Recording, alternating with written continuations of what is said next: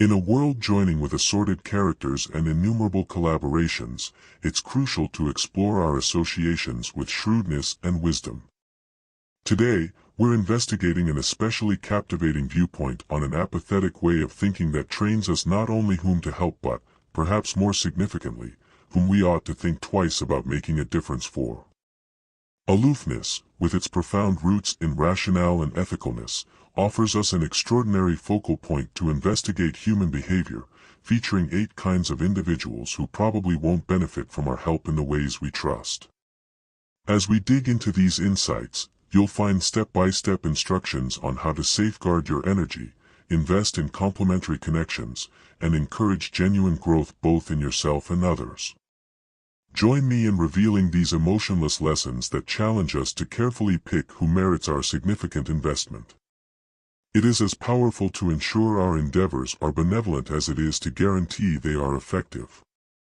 If you value the insights we're diving into today, a simple free gesture I'll ask from you is to hit that subscribe button and ensure you don't miss any part of the video. Type 1. Particularly in light of the fact that the last category we examine is the most significant one, you certainly don't want to miss it. How about we go? We've all encountered someone who, no matter how much effort and care we put into aiding them, seems to be ceaselessly disappointed. It's much like filling a colander with water and watching everything spill out, leaving nothing behind. In such interactions, it often feels like our thoughtfulness vanishes before it can even be recognized. In unemotional thinking, there's a significant lesson about focusing on internal rather than external approval. Apathy supports us to perform thoughtful gestures because they align with our values and virtues, not because we expect to be showered with appreciation or recognition in return. Marcus Aurelius wrote extensively about performing virtuous actions for their own sake, not for the acclaim that might follow. This attitude helps us stay focused and true to our ethical compass, regardless of the reaction or lack thereof that we might encounter. However, apathy also teaches the importance of safeguarding our mental energy. It's crucial to recognize when our persistent efforts are met with consistent ingratitude, as this can lead to deep exhaustion and frustration. While we shouldn't base our actions solely on results or responses they evoke, we should also guard against becoming drained by those who take without offering anything in return.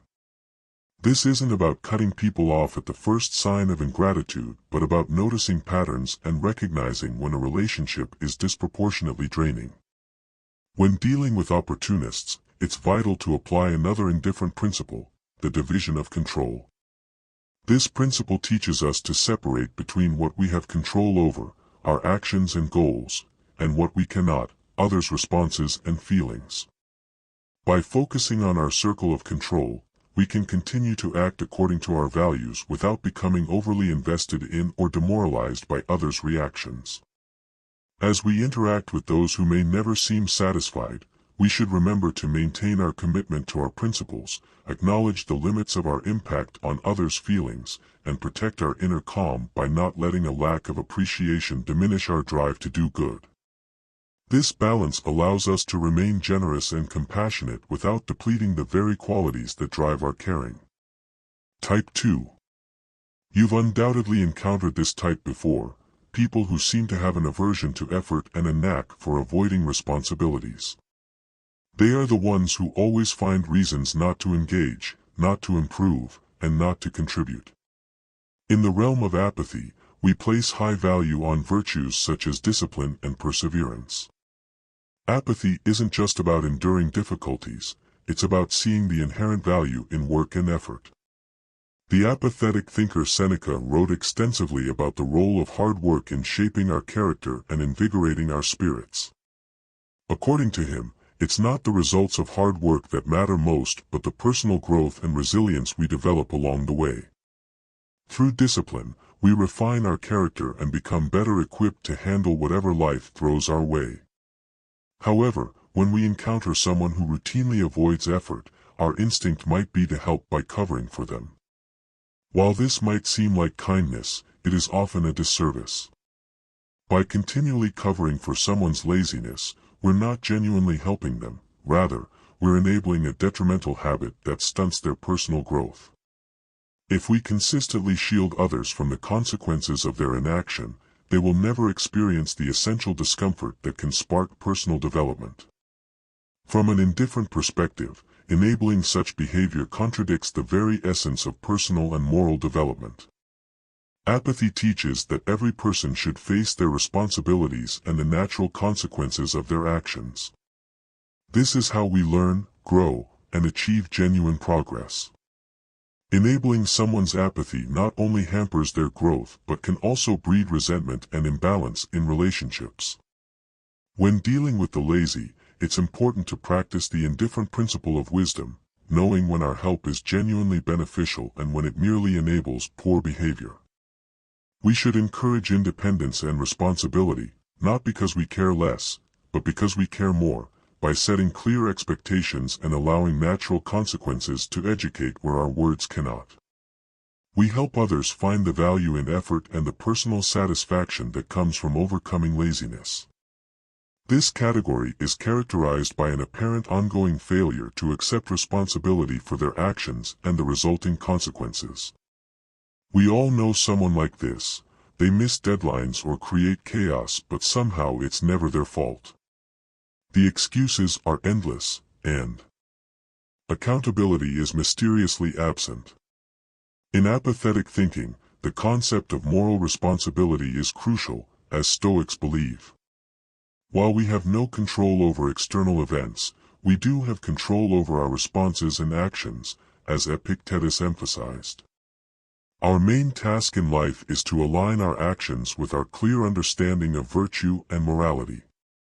This alignment requires owning our actions and their effects, as assuming responsibility is central to our integrity and character development. Type 3. What happens when we continually rescue someone who refuses to take responsibility for their actions? When we cover for them, rationalize, or fix their mistakes without holding them accountable, we might think we're helping, but in reality, we may be causing more harm than good.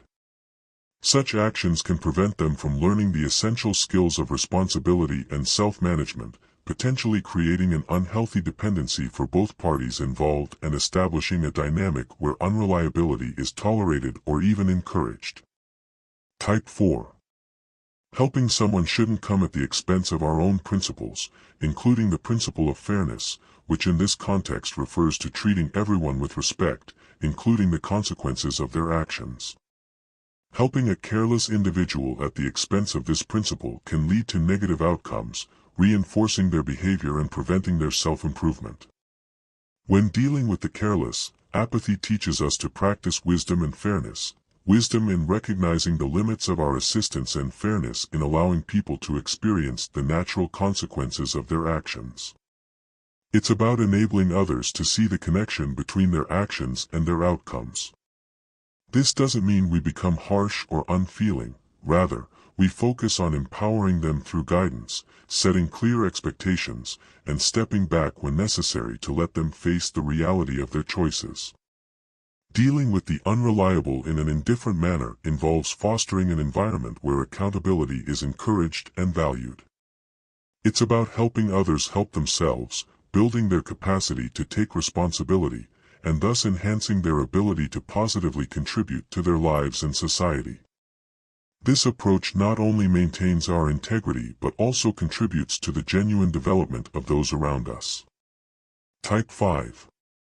These individuals are especially skilled at twisting situations to their advantage, often at the expense of others.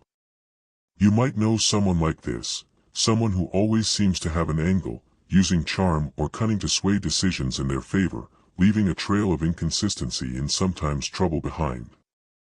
In the realm of apathy, there is strong emphasis on the virtues of wisdom, particularly in understanding what is within our control and what isn't. Controllers thrive on manipulating others through emotions, deceit, or psychological games. Stoics like Marcus Aurelius teach us to maintain a strong mental fortitude, guarding our intentions and emotions against such external influences. This doesn't mean building walls and shutting people out, but rather cultivating a keen awareness of our own vulnerabilities and the intentions of others. Apathy teaches us to be discerning and to recognize our own biases and triggers. By developing a deep sense of self-awareness, we can better protect ourselves from manipulative tactics. This involves practicing mindfulness about our interactions and the nature of our exchanges with others. Are we being swayed by flattery? Are we being coerced into making decisions? These are important questions that can help us recognize control when it occurs and shield ourselves from manipulators. Type 6.